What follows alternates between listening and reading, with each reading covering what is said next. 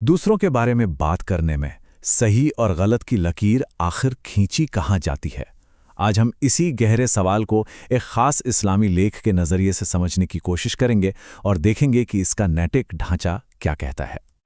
ये एक ऐसा सवाल है जो यकीनन हम सबके मन में कभी ना कभी तो जरूर उठता है, और यही सवाल इस पूरी पड़ताल का दिल है जिसके तह तक हम पहुंचने की कोशिश करने वाले हैं। चलिए सबसे पहले इस विषय के सबसे जरूरी शब्द गीबत को ही समझते हैं। इस लेख के मुताबिक इसका मतलब बहुत सीधा सा है, किसी की पीठ पीछे वो बात कहना जो अगर वो खुद सुन ले तो उसे यकीनन बुरी लगेगी, और हाँ, ये कहने का इरादा भी उसे छोटा महसूस कराना ही होता है। और ये बात सच में बहुत दिलचस्प है। ये हदीस हमारे उस पहले सवाल का बिल्कुल सीधा और साफ जवाब देती है। ये गीबत और तोहमत यानी झूठे इल्जाम के बीच एक मोटी लकीर खींच देती है। मतलब बात अगर सच भी हो तब भी वो गलत हो सकती है। तो गीबत क्या है, ये तो अब साफ हो गया। तो चलिए अब आगे बढ़ते हैं और देखते हैं कि इस लेख के मुताबिक इसके अंजाम कितने संगीन और गंभीर माने जाते हैं।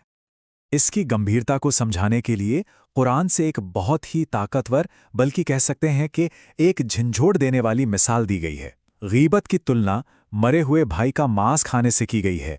इससे अंदाज़ा लगाया जा सकता है कि इसे कितना घिनौना काम समझा जाता है।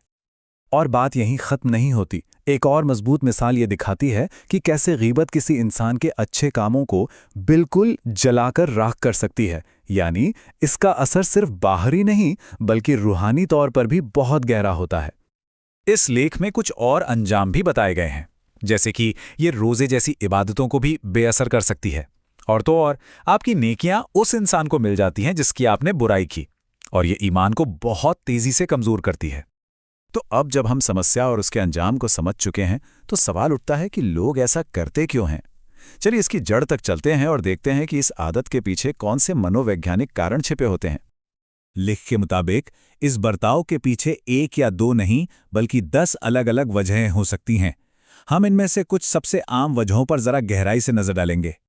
इन 10 में से 4 बहुत ही आम हैं। पहला, जब कोई गुस्से में अपने दिल की भड़ास निकालने के लिए किसी की बुराई करता है।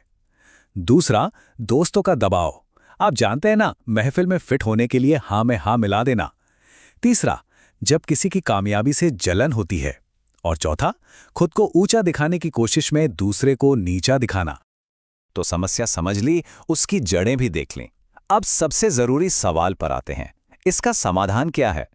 अच्छी बात यह है कि लेख में इस आदत से निपटने के लिए 2 तरह के उपाय बताए गए हैं। देखिए, पहला उपाय आम है, जो ज्ञान और खुद पर गौर करने से जुड़ा है, एक तरह का मेंटल कवच बनाने जैसा। और दूसरा उपाय खास है, जिसमें हर वजह का अलग और सीधा इलाज बताया गया है। आम उपाय में कुछ बुनियादी सच्चाइयों को याद रखने पर जोर दिया गया है, जैसे ये समझना कि इससे ईश्वर नाराज होता है, आपकी नेकियां आपके हाथ से चली जाती हैं, और दूसरों की कमियों पर बात करने से पहले अपनी खुद की गलतियों पर नजर डालनी चाहिए। और ये बहुत ही शानदार तरीके से दिखाता है कि खास वजहों का इलाज कैसे किया जाए।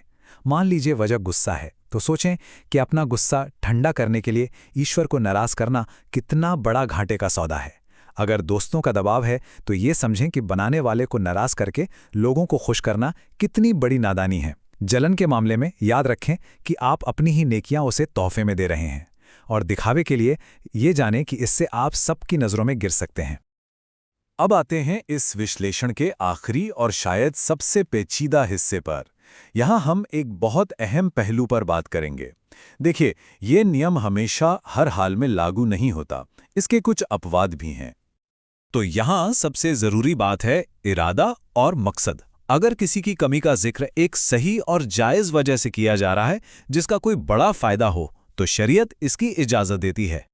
यहाँ इरादे का फर्क बिल्कुल साफ है। अगर मकसद किसी को बदनाम करना, उसका मजाक उड़ाना या उसे जलील करना है तो ये पूरी तरह गलत है। लेकिन अगर मकसद किसी को आने वाले नुकसान से बचाना या इंसाफ हासिल करना है तो ये जायज़ हो सकता है।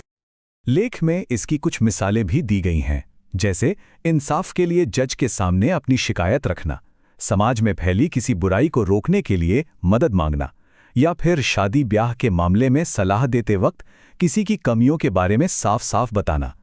इन सभी मामलों में मकसद सुधार और बचाव है, किसी की बेइज्जती करना नहीं। तो आखिर में ये सवाल हम सबके सामने आकर खड़ा हो जाता है कि हम कैसे तय करें कि कब बोलना हमारी सामाजिक जिम्मेदारी है और कब ये सिर्फ किसी को नुकसान पहुंचाने वाली बात बन जाती है। ये वो बारीक लकीर है जिसे शायद हर किसी को अपने लिए अपनी समझ से ही पहचानना और तय करना होता है।